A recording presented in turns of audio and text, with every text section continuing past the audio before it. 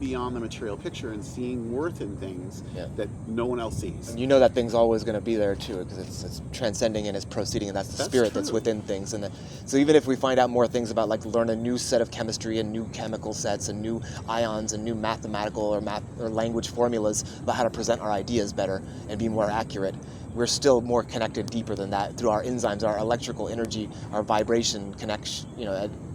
Or after death, when you see the body, you realize that's not the person that you thought they were, because they're gone now.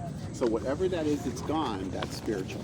But the energy, it's like going to the library and reading old people's books, and it's way smarter than you'd ever be, and you're like, wow, these people, It's the divine energy of spirit, and that's not material. It's really hard for people sometimes. The Spirit of God hath made me, and the breath of the Almighty hath given me life. Psalms. I will walk before the Lord in the land of the living. 2 Kings. And it came to pass when the Lord would take up Elijah into heaven by a whirlwind, that Elijah went with Elisha from Gilgal. And it came to pass, as they still went on and talked, that behold, there appeared a chariot of fire and horses of fire, and parted them both asunder. And Elijah went up by a whirlwind into heaven, and Elisha saw it. And he cried, my father, the chariot of Israel and the horsemen thereof. And he saw him no more. So that's called translation, and that's when there's no material body left. You just translate off. You're gone. You're like spiritual, and there's no more material to show for it. It's gone. It's not death, though. It's different than that. Death is a belief of matter and a belief of life in matter, and that does die because... It's not quite the energy of a seed either from a plant that carried on to the future plant that is, because that seed was a... Well, a seed, of course, that's is like a good baby example of life, like, always present. Because even if it's not growing, you know that life is present. It's connected forward and backward. Its seed like is the life is present. But it came from something. Same thing for rocks. Same thing for inanimate objects. Their life is present. It's just you have to see beyond the material to understand that. That rock could become a house. I have so many cool rocks. Something like that. I mean, the things can be used to make something else. The number of adobes. Yeah, this dirt was turned into bricks out of dirt, just clay, and then that was made in... I know that's hard for people. It's hard for people to grasp that. All right. Let's see. Did I say in the way of righteousness? No, you didn't finish. No. Okay. And in the pathway thereof, there is no death. Your turn.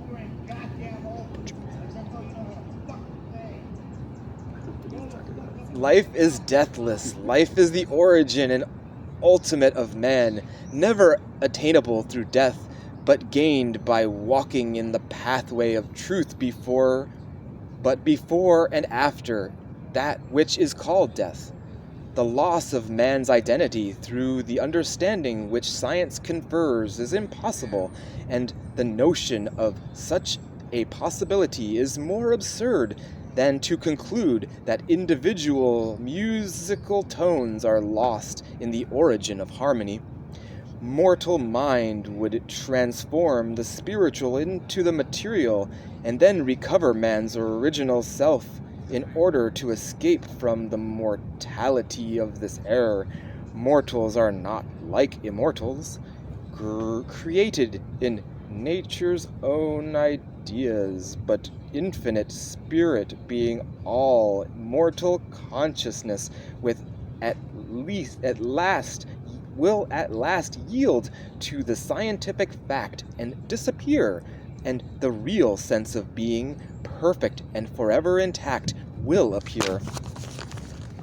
Speaking of the origin of mortals, a famous naturalist says, quote, "It is very possible that man's many..." I'm on page 12.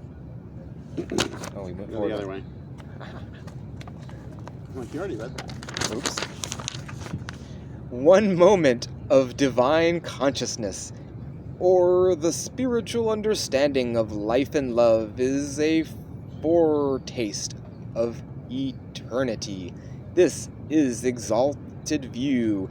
This exalted view, obtained and retained with the science of being, is understood, would bridge over with life disconcerned spirituality and interval of death, and man would be in the full consciousness of his immortality and eternal harmony where sin, sickness, and death are unknown.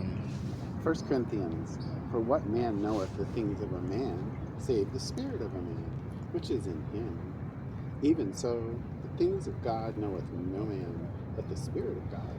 1 Thessalonians, quench not the spirit, despise not prophesyings, prove all things, hold fast that which is good.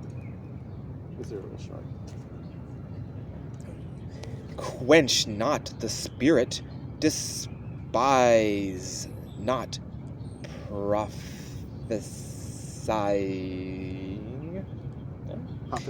Prophesying, human belief, or the knowledge gained from the so-called material senses would by fair logic annihilate man along with the dissolving elements of clay. The scientifically Christian explanations of the nature and origin of man destroy all material sense with immortal testimony. This immortal testimony ushers in the spiritual sense of being, which can be obtained in no other way. Isaiah, the Lord himself shall give you a sign. Behold, a virgin shall conceive and bear a son, and shall call his name Emmanuel. Galatians, when the fullness of the time was come, God sent forth his Son, made of a woman, made under the law, to redeem them that were under the law, that we might receive the adoption of sons. Matthew. Jesus began to preach and to say, Repent,